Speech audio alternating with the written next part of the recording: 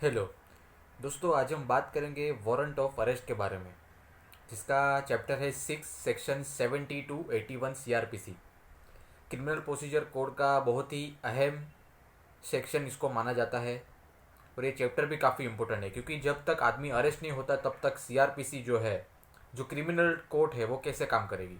ठीक है, आज हम बात करेंगे उसका मीनिंग क्या होता है, वारंट ऑफ अरेस्ट का। वारंट ऑफ अरेस्ट में क्या क्या इंक्लूड होता है, वारंट ऑफ अरेस्ट का क्या पर्पस होता है, टाइम लिमिट क्या होती है वारंट की, और कितने प्रकार के वारंट हो सकते हैं। ठीक है, और सेक्शन 70 to 81 की तो हम बात करने ही वाले हैं। ठीक है, तो ये काफ़ी डिटेल में इस वीडियो को मैं बनाया हूँ, काफ़ी सिंपल लैंग्वेज में मैंने रखा है ताकि जितने भी स्टूडेंट्स हैं वो इस चीज़ को समझ पाए। ठीक है, सबसे पहले बात करते हैं इसका मतलब क्या होता है वारंट ऑफ अरेस्ट का। Warrant of arrest is not defined in CRPC, but warrant is a document which is in writing issued by court. Warrant का कहीं पे भी कोई टिपिकल मीनिंग दिया हुआ नहीं है सीआरपीसी में। ठीक है, ये एक ऐसा पेपर होता है जो अक्यूज को दिया जाता है। ठीक है, पुलिस की दौर से कोर्ट जो है वो पुलिस को देती है, पुलिस उस अक्यूज को अरेस्ट करके कोर्ट में लेके आती है। ठीक है, and accordingly police will arrest the person and produce him before the court, and after arrest the accused cannot do any further crimes। देखिए दोस्तों, जब कोर्ट किसी पे शक करती है तो उसके खिलाफ वारंट इशू होता है। ठीक है, वारंट इशू होने के बाद उस पर्सन को पुलिस अरेस्ट कर डालती है, और उसके बाद वो कोई क्राइम कर नहीं सकता क्योंकि वो जेल में होता है। ठीक है, सबसे पहले सबसे इम्पोर्टेंट चीज़ यहाँ पे अरेस्ट करने के लिए ये है कि वो जो अक्यूज है वो दूसरा कोई क्राइम ना कर पाए, उसको रिस्ट्रेन कर दिया जाता है। ठीक है, but if the person commits any cognizable offense, then in such case person can be arrested without warrant। अगर cognizable केस है, ठीक है, ऐसे केस में वारंट की कोई ज़रूरत नहीं है पुलिस को, पुलिस डायरेक्ट उस पर्सन को अरेस्ट कर सकती है। ठीक है, अभी समझो आप रास्ते में जा रहे हो, किसी ने किसी का मर्डर कर दिया, तो ये बहुत ही बड़ा बहुत ही खतरनाक ऑफेंस है। ठीक है, अगर आपने इस चीज़ को देखा, आप किसी नज़दीक की पुलिस में कंप्लेन करते हैं तो वो पुलिस जो है वो उस पर्सन को तुरंत पकड़ लेती है, फिर कोर्ट की राह नहीं दिखती वो। ठीक है, पुलिस अपनी डायरी में सारी इंक्वायरी लिख देगी और कोर्ट में फाइल जो है जमा हो जाएगा, फिर गवर्नमेंट उस केस को चलाती है। ठीक है, और विक्टिम को कंपनसेशन मिलता है। ठीक है, what should be included in warrant, warrant के अंदर क्या क्या इंक्लूड होता है। Name of the person to be arrested, and if name is not available then in such case any description by which a person can be identify. देखिए दोस्तों, जब नाम पता होता है तो आदमी को ढूंढना काफ़ी आसान हो जाता है। ठीक है, पुलिस जो है वो हर एरिया में जाके पूछे कि भाई साहब ये फलाना फलाना आदमी कहाँ रहता है, तो आस पड़ोस के लोग बता देते कि हाँ ये बिल्डिंग में रहता है 5वें माले पे। ठीक है, लेकिन कभी कभी ऐसा भी होता है कि जिसने क्राइम किया उसका नाम ही नहीं पता, तो ऐसे में पुलिस क्या करती है, ऐसी कोई चीज़ जानने की कोशिश करती है जो उसका हुलिया, जैसे लंबा आदमी है, काला काला दिखता था, गोरा दिखता था, हाइट में छोटा था, एक हाथ उसका टूटा हुआ था, या तो फिर यहाँ पे कोई टेटू था उसके, गले में कोई निशान था वैसा। तो ऐसे जितने भी लोग हैं उसको पुलिस पकड़ती है, फिर धीरे धीरे करके आइडेंटिफाई करती है कि कौन असली अक्यूज था, और जो इनोसेंट है उसको छोड़ दिया जाता है। बहुत बार ऐसा होता है कि कई कई कई बार इनोसेंट आदमी पकड़ा जाता है। ठीक है, और ट्रायल चलने के बाद पता चलता है कि अरे इसने तो कुछ किया ही नहीं है। ठीक है, तो उसको फिर छोड़ दिया जाता है, लेकिन जो असली गुनहगार होता है उसको पुलिस पकड़ती है और उसको सजा भी मिलती है। ठीक है, name of the offence and section, जब भी वारंट के अंदर एक ऑफेंस लिखा होता है कि आपने ये ऑफेंस किया है, और आप और आईपीसी के ये सेक्शन के अंदर इस चीज़ को हम क्राइम बोलते हैं। ठीक है, तो ये चीज़ भी लिखी होती है। If the accuse gives bond then in such case he shall be release. ठीक है, अगर अक्यूज जो है वो श्योरिटी दे देता है, ठीक है, तो ऐसे केस में क्या होता है, श्योरिटी बॉन्ड मतलब क्या होता है, या तो पैसा होता है या तो कोई ऐसा आदमी होता है जो कोर्ट में खड़ा हो जाता है कि हाँ ये अक्यूज है, इसको मैं जानता हूँ, ये मेरा भाई है या तो मेरा दोस्त है, इसको कोर्ट में लाने की जिम्मेदारी मेरी, जब भी डेट होगी। ठीक है, तो ऐसा होता है तो उसको बेल जनरली मिल जाती है। लेकिन बड़ा ऑफेंस होता है, ठीक है, तो उसमें कोर्ट में जाके प्रयत्न करना पड़ता है। 99% केस ऐसे होते हैं जब जहाँ पे कोई बड़े केस में बेल मिले। ठीक है, बेल कभी बड़े केस में नहीं मिल सकती, कभी कभी ऐसा हो जाता है कि एविडेंस कम मिल गया या तो फिर कोई और कनेक्शन होता है आदमी का बड़े लोगों के साथ, तो उसमें बेल मिल जाती है। ठीक है, यूजुअली नहीं मिलती है, क्राइम क्राइम होता है। ठीक है, चौथा है सिग्नेचर ऑफ कोर्ट। कोर्ट मतलब जज, जिसने वारंट इशू किया उसका सिग्नेचर होता है। ठीक है, फिर वो सिग्नेचर किया हुआ वारंट जो है वो पुलिस अपने पास रखती है और पुलिस जो है वो अक्यूज को अरेस्ट करने निकल जाती है। ठीक है, पर्पस ऑफ वारंट क्या होता है? To make the accuse available in court whenever required. देखिए दोस्तों, अरेस्ट करने के बाद पुलिस जो है वो अक्यूज को जब भी डेट होती है तब तक उसको कोर्ट में बुला के लेके आएगी। ठीक है, और जैसे ही डेट खत्म होती है उसको फिर से जेल में डाल देगी। फिर 1 महीने बाद और एक डेट आया, उसमें लेके आएगी, डेट खत्म हो गया फिर से लेके जाएगी, तीसरा डेट लेके आए, चौथा डेट लेके गए। ठीक है, वैसा चलता रहता है जब तक ट्रायल खत्म ना हो। अगर इनोसेंट है तो छोड़ दिया जाता है, अगर गिल्टी कन्विक्ट होता है तो उसको सजा मिलती है। ठीक है, दूसरा पॉइंट है to prevent him for committing any further crime. सीधी बात है, अरेस्ट करने का मतलब क्या होता है?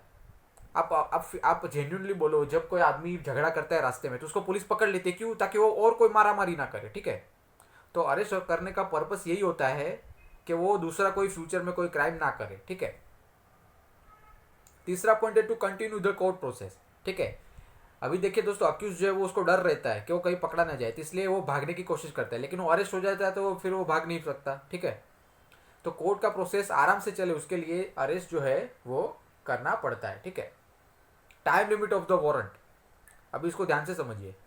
Once a warrant is issued then it will be remain in force if it is not cancelled by the court. एक बार वारंट अक्यूज के खिलाफ निकल चुका, फिर वो कैंसिल नहीं होता अपने आप जब तक कोर्ट उसको नहीं कैंसिल करती। ठीक है, अब चौथा आगे का पॉइंट है टाइप्स ऑफ वारंट।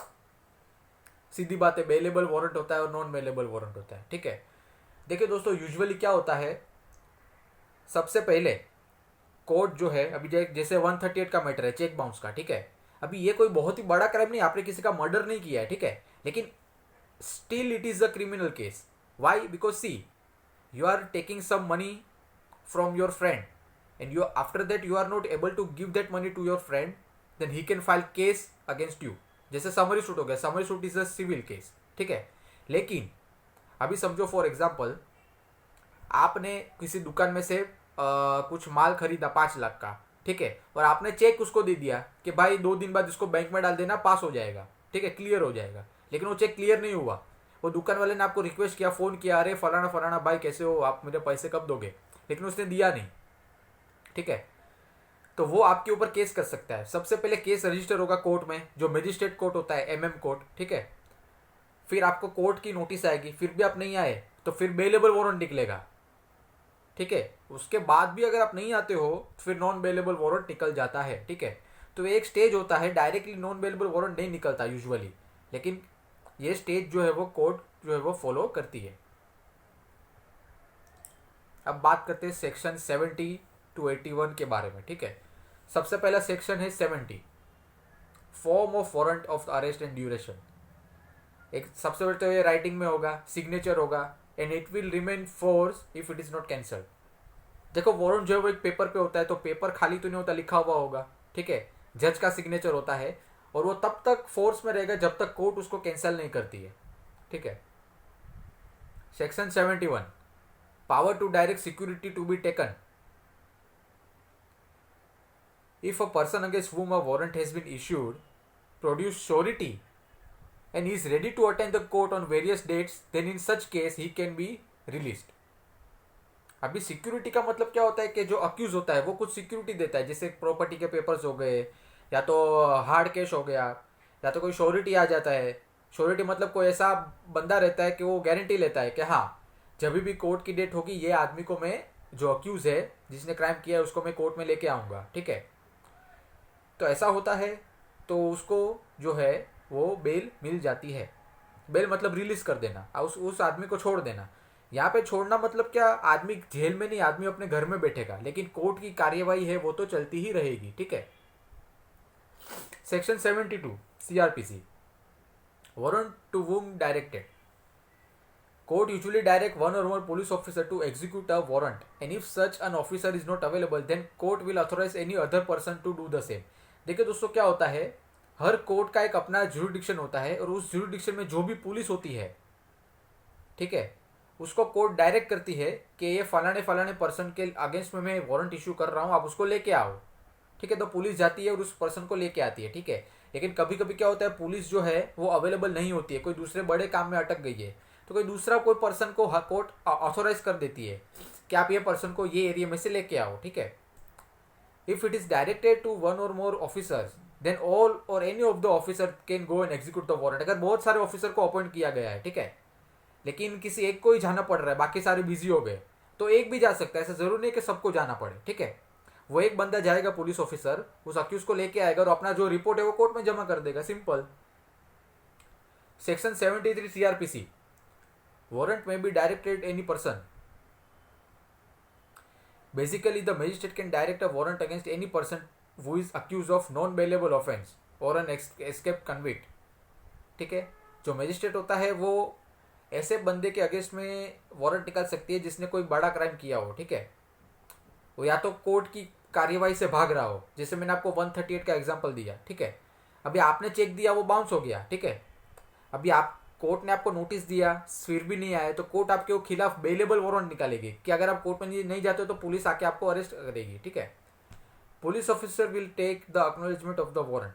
अभी पुलिस जो है वो वारंट दे के आती है तो उसके हाथ में कुछ तो सिग्नेचर चाहिए ना अक्यूज का, तो अक्यूज जो है वो सिग्नेचर करेगा, पुलिस को रिपोर्ट बना के कोर्ट में जमा कर देगी कि कितने बजे उसको मैंने अरेस्ट किया, क्या कर रहा था, क्या उसका हुलिया है, क्या उम्र है, सारी चीज़ें पूछनी पड़ती है, क्या कहाँ एड्रेस है, क्या कहाँ रहता है, वो क्या क्राइम किया वगैरह वगैरह वगैरह।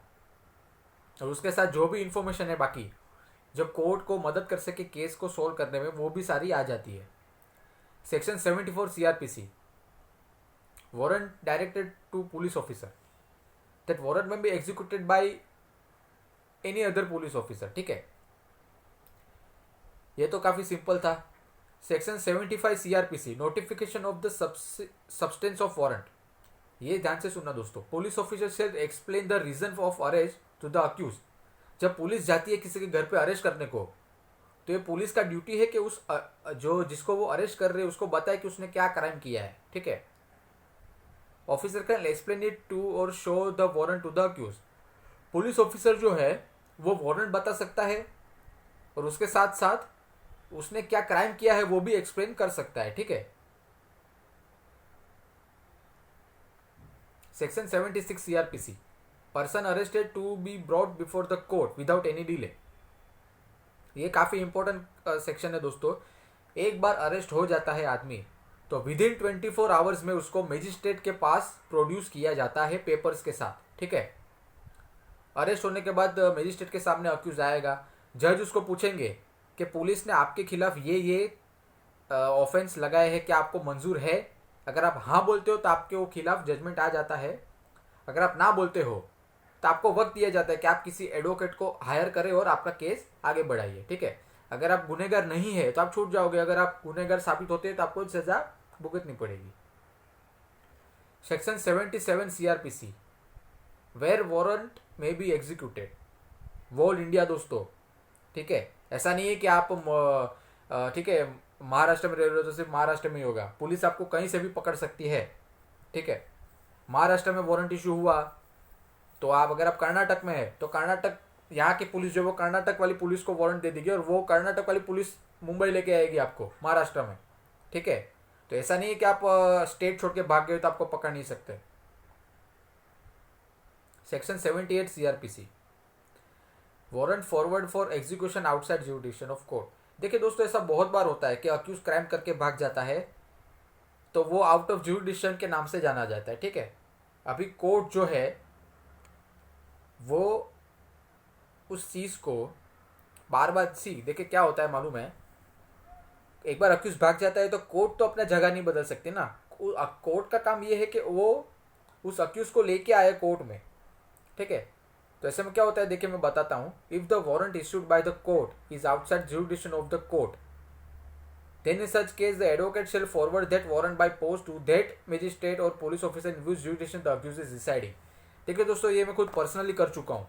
हमारा एक केस है जहाँ पे केस जो है वो मुंबई में फाइल किया है लेकिन अक्यूज जो है वो कर्नाटक में रह रहा है, ठीक है। अब यहाँ पे क्या हुआ था, कोर्ट ने वारंट इशू कर दिया मेरे बोलने पे और मैंने वारंट जो है वो डिपार्टमेंट से कलेक्ट कर लिया। अब उस वारंट को मैंने कर्नाटक पुलिस को भेज दिया। अब उसका रिपोर्ट जो है वो कोर्ट में आ जाएगा, ठीक है। तो यूजुअली क्या होता है, यहाँ के पुलिस भागदौड़ नहीं करती क्योंकि उनको यहाँ से ही फुर्सत नहीं मिलती है, ठीक है। उन लोग क्या करेंगे, कोर्ट में जाएंगे, वारंट कलेक्ट करेंगे और सामने जो कर्नाटक में जो पुलिस डिपार्टमेंट है, जो उस एरिया में वो बंदा रहता है, उसको वारंट जो है वो दे देगी। और वहाँ की जो पुलिस है वो मुंबई की पुलिस को कोऑर्डिनेट करेगी कि भाई हम अक्यूज को भेज रहे हैं, आप उसको लेके अपियर हो जाओ। ठीक है, देखिए दोस्तों, मैंने यहाँ पे एग्जाम्पल भी दिया है, ये रियल लाइफ एग्जाम्पल है। The court is in Mumbai for example and the accused is residing in Karnataka. Then in such case we can collect the warrant from court and we have to send it by post to the police station in Karnataka in whose jurisdiction the accused is residing, and that police officer will send the report to the Mumbai court. ठीक है, Mumbai court से मैंने warrant collect कर लिया। अभी accused जो है वो जिसके खिलाफ वारंट इशू हुआ है वो कर्नाटक में रहता है। ठीक है, तो मैं यहाँ के पोस्ट लेके कर्नाटक पुलिस को वारंट भेज दूंगा बाय पोस्ट। ठीक है, हैंड डिलीवरी भी कर सकते हैं। ठीक है, लेकिन इतना टाइम किसके पास है, तो यूजुअली लोग पोस्ट ही करते हैं। हैंड डिलीवरी का फ़ायदा ये है कि आप पुलिस को सब समझा सकते हो, प्रैक्टिकल लाइव। पोस्ट में आप कितना लिख पाओगे। ठीक है, तो वहाँ की जो पुलिस है कर्नाटक की, वो मुंबई पुलिस के साथ कोऑर्डिनेट करके रिपोर्ट जो वो कोर्ट में जमा करेगी और वो अक्यूज को लेके आएगी। We can also send the documents if any to the police station of in Karnataka so that police can find the accused easily. जैसे अक्यूज का कोई फोटो हो गया या तो कोई आइडेंटिफाई कर सके, ऐसा कुछ चीज़ हो गई, तो हम कर्नाटक पुलिस को वो भेज सकते हैं और वो जो पुलिस है उसको वो अक्यूज को ढूंढने में आसानी पड़ेगी। ठीक है, section 79 CRPC, warrant directed to police officer for execution outside jurisdiction. Here the police officer can send the warrant either to an executive magistrate or to the police officer below the rank of the officer in charge of the police station in whose jurisdiction the warrant is to be executed. The local police can also help the execution of warrant. ठीक है, ये एक चीज़ हो गई। Section 80, procedure on arrest of the person against whom the arrest warrant is issued. Once the accused is arrested, then in such case the police officer should bring the accused in the court unless the court which is situated within the 30 km of the place of the arrest or is near than the executive magistrate or district superintendent of the police officer or commissioner of the police within the local limits of whose jurisdiction the arrest was made or unless security is taken under section 71. देखिए दोस्तों, इसको ज़्यादा complicated मत करो, एक चीज़ ध्यान में रखो। ठीक है, जब भी कोई बंदा अरेस्ट होता है तो पुलिस का ड्यूटी बनता है कि उसको 24 घंटे के अंदर नज़दीक के कोई भी मजिस्ट्रेट के सामने उसको खड़ा किया जाए। ठीक है, अगर ऐसा नहीं भी कर पाते तो उसको रीज़न देना पड़ता है कि जैसे मैं कर्नाटक से मुंबई ला रहा था तो मेरा गाड़ी खराब हो गया। ठीक है, वैसे भी बहुत दूर है दोनों जगह। ठीक है, कर्नाटक से मुंबई आना इतना आसान नहीं होता। गाड़ी खराब हो गया या तो फिर पुलिस का तबीयत खराब था। ठीक है, अक्यूज में नहीं मिला वगैरह वगैरह वगैरह। तो इसको इतना डिटेल में जान के कंफ्यूज मत करना अपने आप को। Section 81, procedure by magistrate before whose the such person is arrested is brought. Executive magistrate, district superintendent of police of commissioner of the police shall direct the custody to the court. ठीक है, देखिए क्या procedure होता है जब आदमी arrest होता है। पुलिस उसको 24 घंटे में मजिस्ट्रेट के सामने खड़ा करेगी। मजिस्ट्रेट जो है वो उसको पूछेगी कि भाई तूने जो क्राइम किया है वो एक्सेप्टेड है क्या। अगर नहीं है तो वो अक्यूज जो है उसको चांस दिया जाता है कि वो अपना कोई भी वकील को हायर करे उसकी पसंद का और वो केस लड़े। अगर हाँ बोलता है तो कोर्ट यूजुअली सज़ा सुना देती है और वो अक्यूज जो है वो थोड़ी देर में बाहर हो जाता है सज़ा काटने के बाद। ठीक है, आपने बहुत बार ऐसा देखा होगा कि जो RPF वाले होते हैं वो लोग रेलवे में से किसी को पकड़ते हैं, जैसे आप लगेज के डब्बे में ट्रैवल कर रहे हो बिना प्रॉपर टिकट। ठीक है, टिकट है लेकिन आपका लगेज का टिकट नहीं है, तो आपको पुलिस पकड़ेगी, फॉर्म भराएगी, साइन करवाएगी और आप नज़दीक की जो रेलवे कोर्ट होती है ना वहाँ पे लेके जाएगी। वहाँ पे भी कोर्ट आपको पूछेगी कि आपका जो आपके ऊपर जो एलिगेशन है कि आप लगेज के डब्बे में ट्रैवल कर रहे थे वो सच है क्या। तो अगर हाँ बोलते हो तो आपको फाइन दे के छोड़ देती है। ठीक है, और ऐसे केस में यूजुअली सब लोग हाँ ही बोलते हैं क्योंकि छोटी सी बात है। ठीक है, लगेज में ट्रैवल करना कोई बहुत बड़ा गुनाह नहीं है। ठीक है, कभी कभी हो जाता है। ठीक है, तो यहाँ पे क्या होता है, but the condition if the offense is bailable and such person is ready and willing to give bail to the magistrate and such person is ready to give security required by the court, then he shall be released on bail. ठीक है, जब वो बंदा जो arrest हुआ है वो bell देने को रिक्वेस्ट करता है कोर्ट को और वो सारी सिक्योरिटी बॉन्ड जो भी है वो कोर्ट में देने को राजी है, तो ऐसे में कोर्ट जो है उसको रिलीज कर देती है। If the offence is non bailable, one then shall be lawful for the judicial magistrate or a session judge of the district in which the arrest is made on consideration of the information and documents referred into such release bail। देखिए दोस्तों, ये section वैसे काफ़ी easy है लेकिन देखने में आपको हार्ड लगता होगा, ठीक है। Procedure by magistrate before whom jurisdiction और before whom such person is arrested. अभी समझो मैं मैजिस्ट्रेट हूँ, मेरे सामने पुलिस ने किसी बंदे को गिरफ्तार किया है, ठीक है। तो मेरा क्या केस होगा और मेरा क्या इसमें माइंडसेट होगा वो मैं आपको बताता हूँ। सबसे पहले मैं यहाँ पे ये चीज़ देखूँगा कि उसने क्या क्राइम किया है, बेलेबल है या नॉन बेलेबल है, ठीक है। अगर बेलेबल है तो क्या क्राइम है, नॉन बेलेबल है तो जाहिर सी बात है बहुत ही खतरनाक क्राइम होगा। बेलेबल में अक्यूज का हक होता है कि वो बेल पे छूट जाए।